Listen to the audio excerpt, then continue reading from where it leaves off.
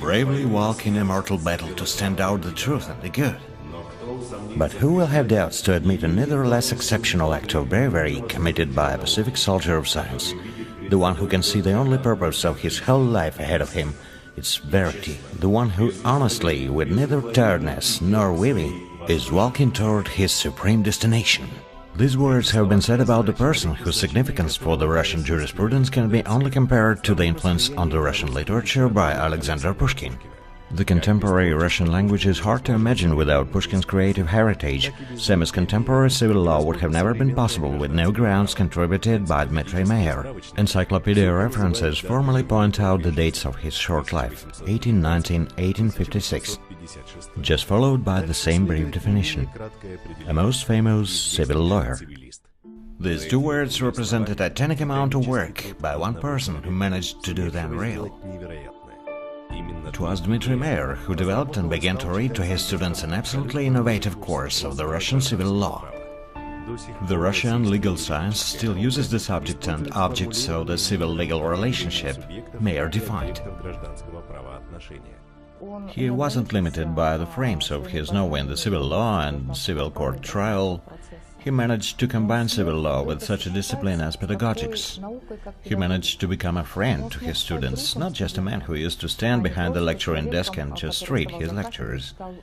There may be other wonderful people who do that, but Meier was able to materialize that very synergy of standard civil law and his attitude to the students. He could become their friend, their closest mentor. And that mentoring, it keeps on coming through centuries. It's no coincidence that quite a few libraries dedicated to the legal heritage, they undoubtedly start with Meier. By the middle 19th century, the science of civil law as we know it merely hadn't existed yet. Lectures that had been read to students used to be a boring enumeration of the Roman law postulates. Future lawyers used to be taught classical and newest philosophy and the history of jurisprudence. The Russian law used to start with some detailed analysis of the Russian truth, the Judge Book by Ivan III and the Constitution by Tsar Alexei Mikhailovich, whereas the final part of the course included the statements of the State Advisory Board and the Governmental Senate. But how could one, though quite an extraordinary person, come to be the founder of the whole direction of Russian jurisprudence, which all the contemporary legal research is based on? Perhaps the explanations have to be looked for in the personality of Dmitry Meier and his life path. At the first sight, his life wasn't filled with loud victories, powerful shakes, or any breathtaking triumph. Educated in St. Petersburg and abroad, he taught for more than 10 years at Kazan University. Then he moved back to his mother town St. Petersburg to spend his few final months out there. But for that short period of time, he not only made a legend of Russian jurisprudence, but also had a great influence on both acts and characters of quite a few famous individuals in the common atmosphere of the Russian community of the middle 19th century. We've got to recall the times Meier lived in. It's probably the second part, closer to the end of Nicholas I's reign. That very military barrack spirit in Russia. And during that time a person, a young man, appears, I would say, a persevering freethinker, the one who broaches the question of civil rights for the bound man, the one who declares that teaching the law by means of enumerating the postulates of the Roman law, cramming other sources of legal science, well, it's all destructive for Russian reality, for the whole sense of Russian jurisprudence. The person who begins to point out the grounds of the Russian civil law.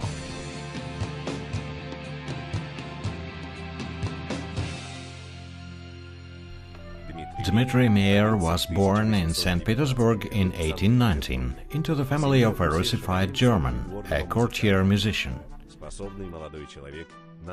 A capable young man named Dmitry in 1841 graduated from the main pedagogical college, the Faculty of Legal Science.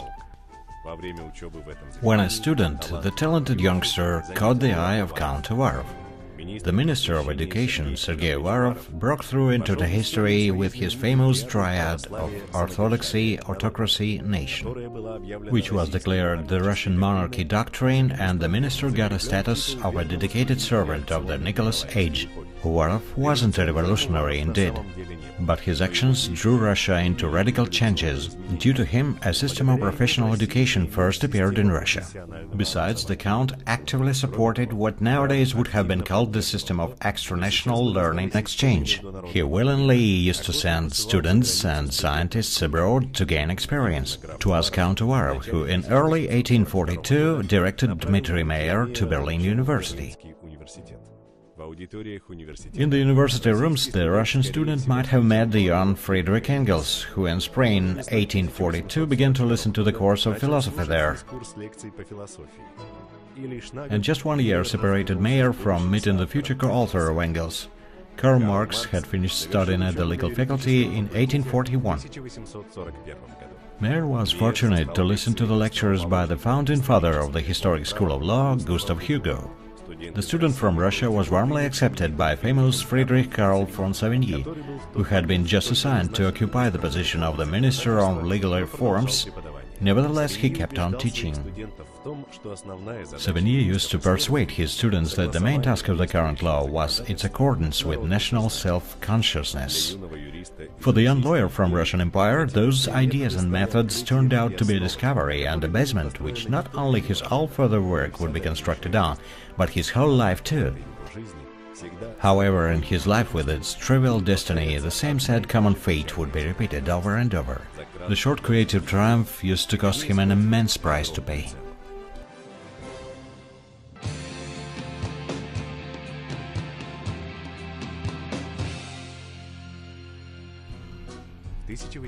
In 1844, Meier came back to St. Petersburg. The pedagogical college had just declared a vacancy for a tutor of Russian law.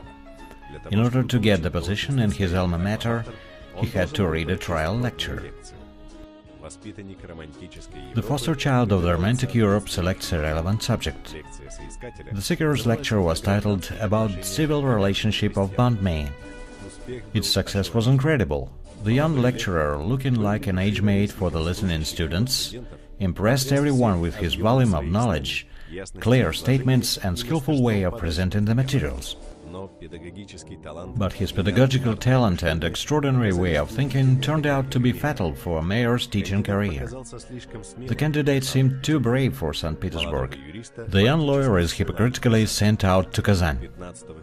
On the 15th of February 1844, Meier is assigned to be an adjunct administrator at Kazan University, which had been founded in 1804 and came to be the second university ever opened in the area of Russia so far.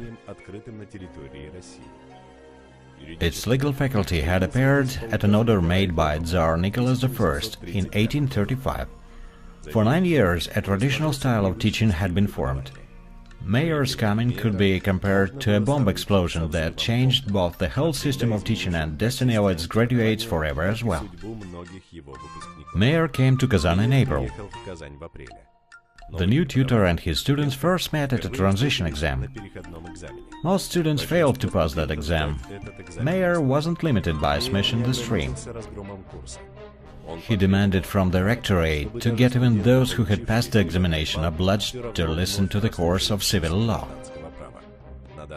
The college principal, a famous mathematician, Anatoly Lobachevsky, had to be given a tribute for listening to the persistent newcomers' demands. Meier used to be a unique teacher. He never kept records of his lectures. He improvised during the classes, getting the audience absorb his enthusiasm. The students were getting such quality skills that used to be genuine discoveries in that period of time. Moreover, those lectures used to be the proof of immense civil bravery Meier possessed. He convincingly proved how harmful bondman slavery, bribing and pinching rights by noble relative ties actually were for normal maintenance of civil jurisprudence. Lawyer is like a doctor. First of all, he applies diagnostics and then starts curing itself. And when he finds infection now and then, it sometimes deserves a kind of surgery procedures for the problem to be cut off with a kind of some legal scalpel. And that's precisely what Meier used to do. The lectures would often cause most unexpected feedback. One of the listeners, impressed by his tutor's speeches, rejected a profitable bargain of buying bondmen.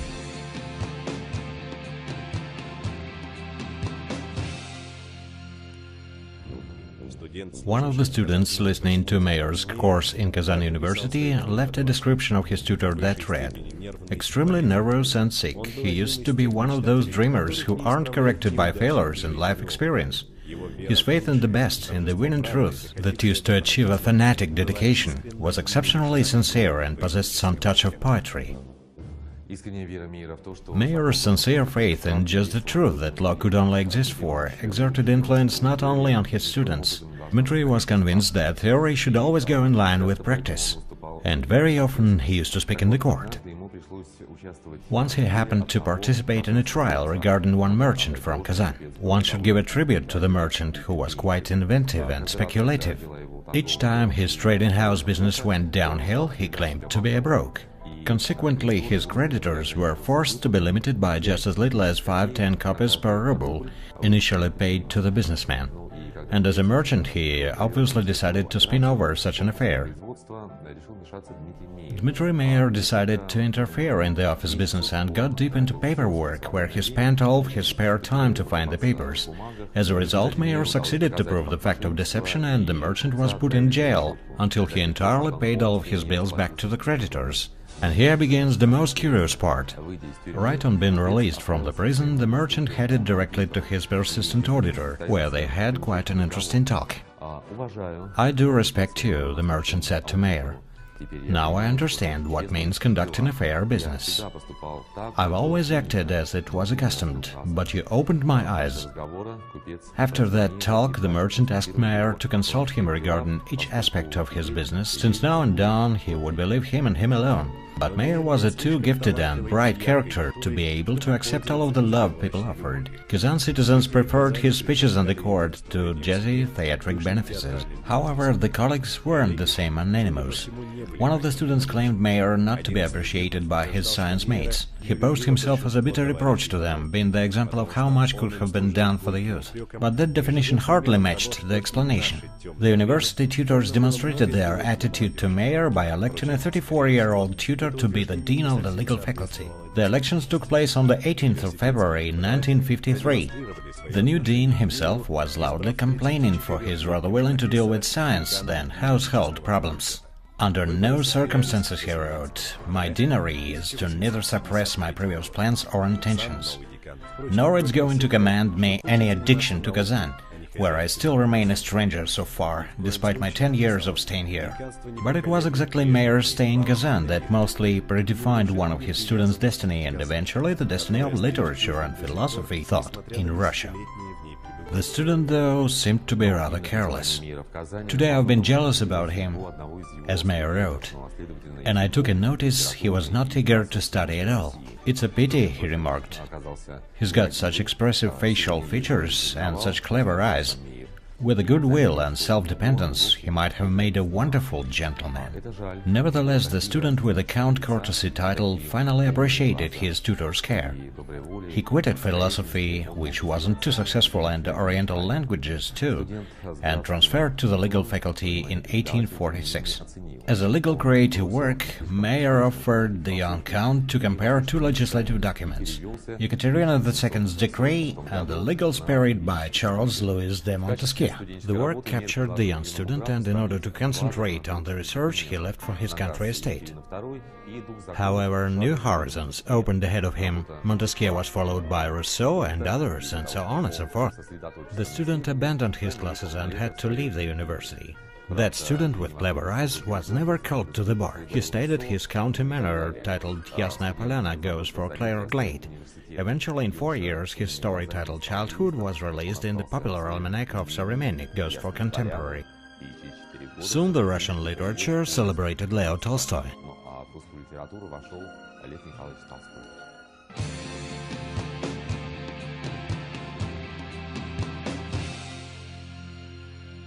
Years passed. Meier had spent more than 10 years in Kazan, but he was still dreaming of coming back to St. Petersburg University. In 1855, after long ineffective attempts, one more chance appeared ahead. That was a vacancy at the chair of civil law.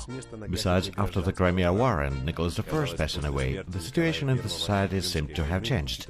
So Meier's freethinking didn't make the same difference to Petersburg administration anymore. But in order to enable Meier occupy that position, a massive social campaign was needed. The modest professor of jurisprudence was written about in the magazine of Современник, goes for the contemporary. The author of the article was Nikolai Chernyshevsky. The article was presented as a review on Meier's brochure on significance of practice in the system of contemporary legal education. In the article, Chernyshevsky called Meier one of our best professors of legal science and gave a description of his attorney's clinics in detail. It used to happen like this. Professor would invite a client tired of running through legal institutions for solving his issue and fixed his problem, his students standing by in the study. He investigated the problem in detail, offering extended consulting on the case. His friends concerned helped. In December 1855, Dmitry Ivanovich moves back to St. Petersburg and starts teaching civil law at the legal faculty of the university. But the fatal destiny measured too little time for him. By then Meier had come to the final stage of consumption. Till the end of his days he worked hard, neither letting himself nor others even for a second think of the disease that treated him. One of his trusty friends from student years was defending his doctorate degree at that time. Meier promised to come and support him. On seeing how bad Meier's consumption was, his friend started to talk him into staying at home. "Today I still have power to help you, yet tomorrow they may be not enough," Meier answered. He died 2 days later after the hearing, his hands grabbing the sheets of sketches for another lecture. Meier was buried at a local Lutheran cemetery. His tomb got lost among others. The same bad fortune was anticipating Meier's works. He had no system of compositions. The fact his works were assembled by students, his followers, it speaks for itself. It indicates that his works were estimated, and then they were republished many times ever after. His unique lectures he used to read without using any records. His students did the unique work by assembling the lectures by their favorite tutor into one system. The collection, published in 1856 by Alexander Ritsin, was entitled The Russian Civil Law. Between the lines of that publication, there's a great amount of work done by hundreds of people who managed to restore all of the discoveries and ideas of their outstanding teacher. And still, 150 years after Meier's death, no dissertation on civil law can be written on passing his works by.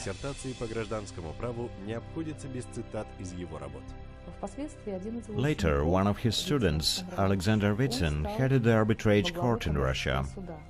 Then legal reforms followed, and since then a new era began in the court.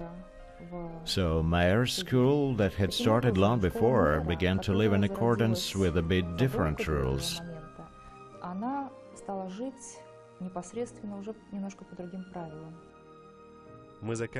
We're completing our brief story about Dmitry Meier, yet we don't say goodbye to himself.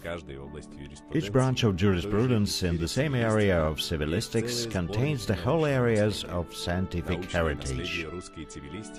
Scientific heritage of Russian civilistics enumerates dozens of volumes. The first one of them opens with works by Dmitry Meier.